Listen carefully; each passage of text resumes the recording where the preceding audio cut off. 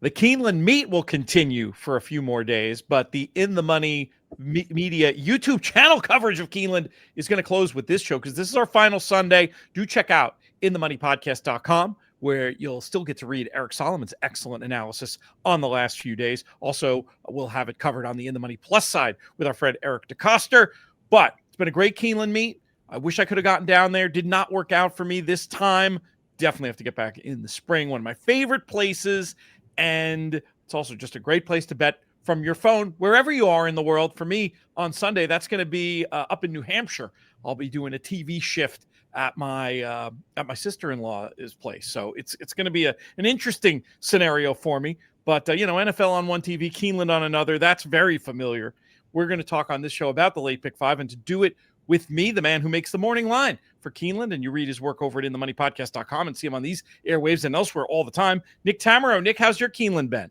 Going great. Looking forward to final 5 days or so, 4 days, including this particular card. Obviously, the racing's been great, and usually year in year out, I should say, it's very good closing week as well. So we'll see a lot of good 2-year-olds and some stakes closing week before we shift our focus to Churchill, ultimately in the Breeders' Cup. Yeah, we're going to have plenty of extra Churchill coverage for you on the In the Money Media Network. Very much looking forward to that as well. The racing action continues apace, but of course, Breeders' Cup is going to be taking up the majority of the bandwidth. We've already started dropping content on that. First Monster Pod is out. Randy Moss and Jerry Bailey. Check that one out. We've got David Aragona going to be talking about juvenile races. Matt Bernier on the sprint. Loads of great content. If you subscribe to the In the Money Media YouTube channel, you won't miss any of it. And eventually we're going to round them all up and pop them on audio in the Money Players podcast feed if you're more of a listener type. I'm more of a listener type, so I have sympathy for those people. Let's talk about these last 5 races on Sunday, Nick. We'll kick off with a starter allowance that goes as race number 5 at 308. We're going a mile and an eighth. What numbers will be on your tickets to kick off this late pick 5? Yeah, undoubtedly a tough way to get it going, Pete. I made a pretty soft morning line favorite of the 4 My Noble Knight, who comes off a poor performance at Parks on Pennsylvania Derby Day, but entered that race off a huge performance at Saratoga. And I think the public is likely to look at that race 2 back and probably put some stock into it. So ultimately, I felt like he'd be the most well-backed. That was a performance that is a bit of an outlier on his PPs, all things considered, but he's run some fast races otherwise, has the right kind of running style for this race because I think he'll sit just a little bit off of it. There's plenty of pace signed on, and the pace conversation really starts with the far outside runner, the 12 Money Run, who's got a lot of early speed, and Tyler Gaffalione has a big decision on his hands in terms of how hard to push this horse out of the gate, because he is quick enough to get clear in this field, but how much does he want to use him early to get clear of a horse like potentially Twirling Troillet, and a couple of others that have shown some positional speed, because this thing could get really fast, really quick. So I'm going to definitely use the 4. I feel like he's the horse to beat. I'm a little intrigued by Steve Asmussen's 6, Shot of Courage. His barn has really heated up of late. Keith, his son, is on board this horse, second off a layoff. He moved prematurely into a fast pace last out at Churchill. I do know his last win came in wire-to-wire fashion, which he is not going to have the luxury of that type of trip. But I wonder if he might be able to relax a little bit more and still be effective. I also thought that the 7 Swaggish was a little interesting, coming now into Joe Sharp's barn off of a series of starts for Wayne Potts, most of which didn't really go all that well. I wonder how much IRAD tax we'll have to pay here, but this is a horse that I would really want to use. So mainly for me, 4, 6, 7, a little bit of 9, 12 backups. Okay, I'm definitely with you in a lot of elements of this race. I do think the pace has no opportunity but to be fast, and I like the fact that the 4 My Noble Knight has done some of the best work stalking in fast paces. Since that's going to be the situation here, I was comfortable putting this horse on top.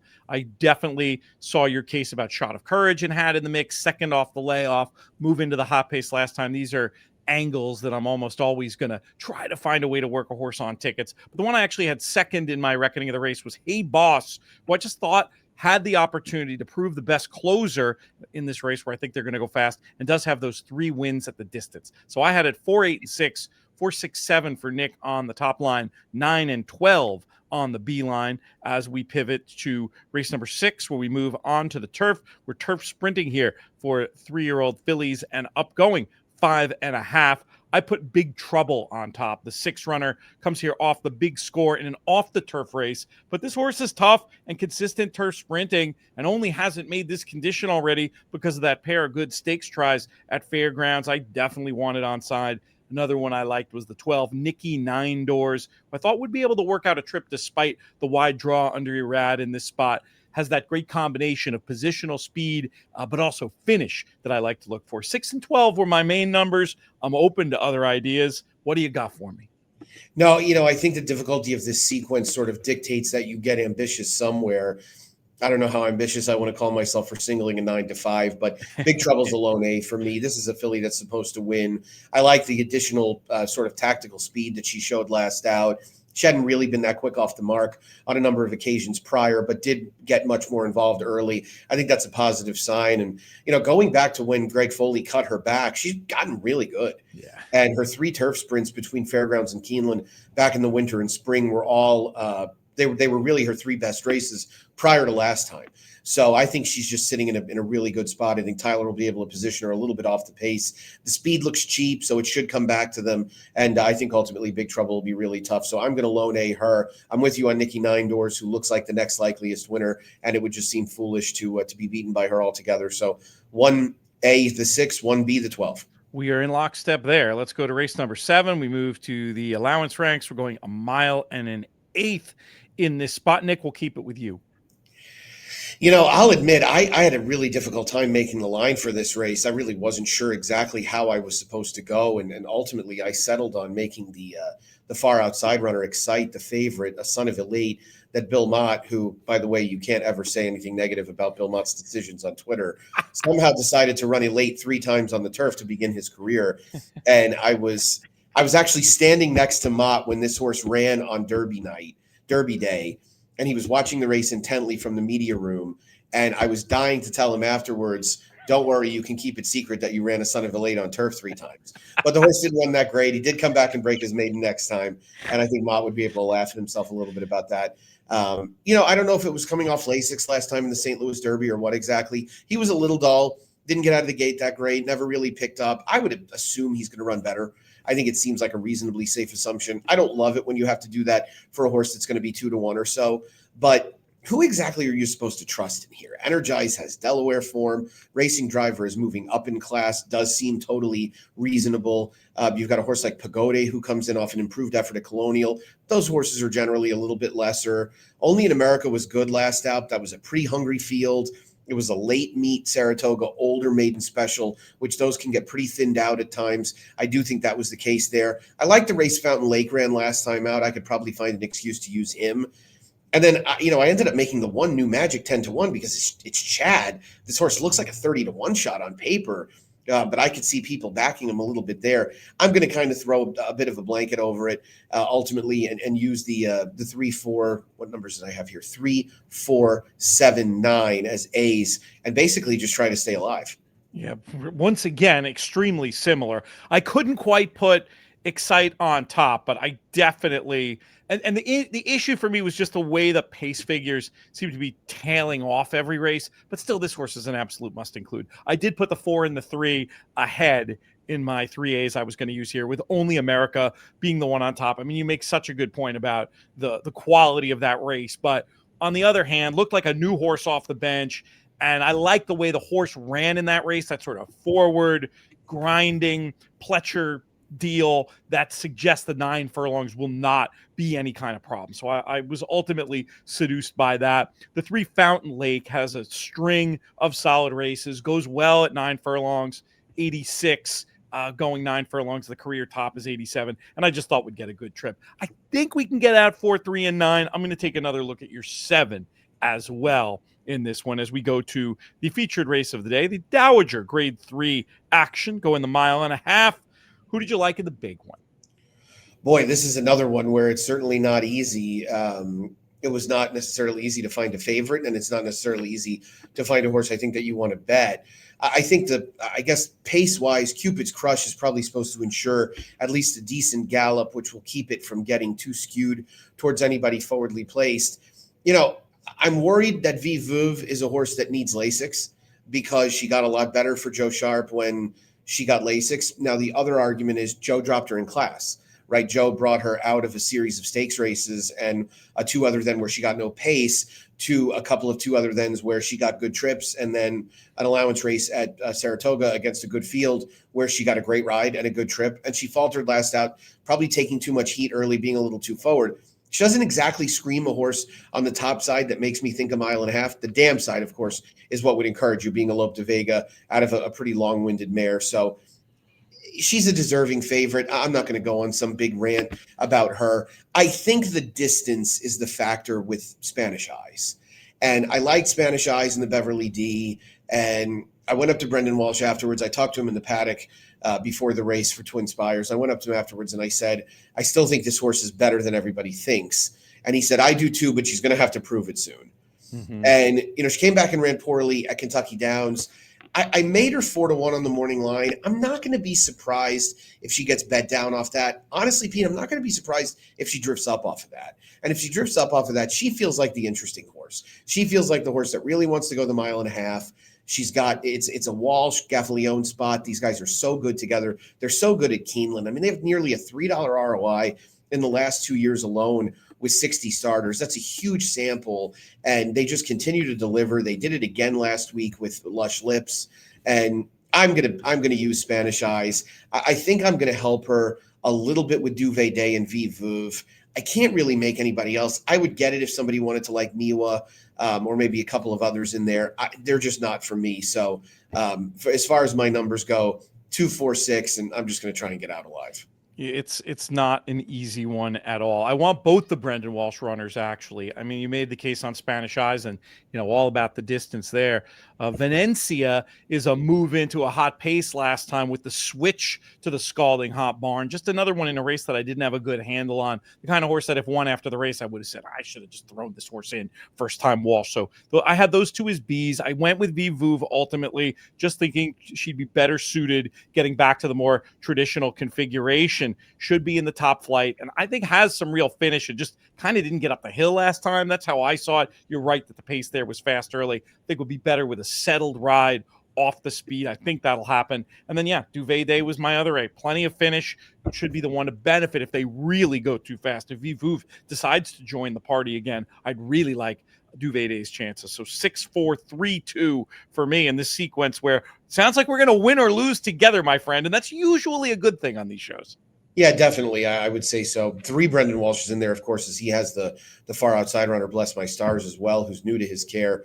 Had made 2 prior starts for Todd Pletcher without a great deal of success. But ultimately, I wouldn't be shocked if this horse gets a little bit better. The actual number from 151 starters together, Brendan Walsh and Tyler Gaffalione at Keeneland the last 5 years, 228 ROI, 23% win rate. That is got to be among the best trainer jockey, not only win percentages, but ROIs at a given racetrack that you're going to find.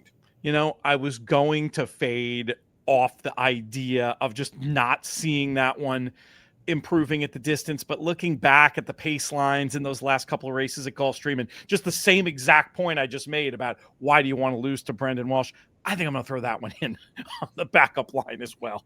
We'll have all 3 of them there because that would really be silly to make that point on a show and then get beat by that horse. A little bit of insanity insurance for me as we move to the nightcap for these 2-year-old maiden special weights going 6 furlongs. But it comes to this late pick 5 on the final Sunday of the Keeneland Fall Meet. Nick, how are we going to get paid?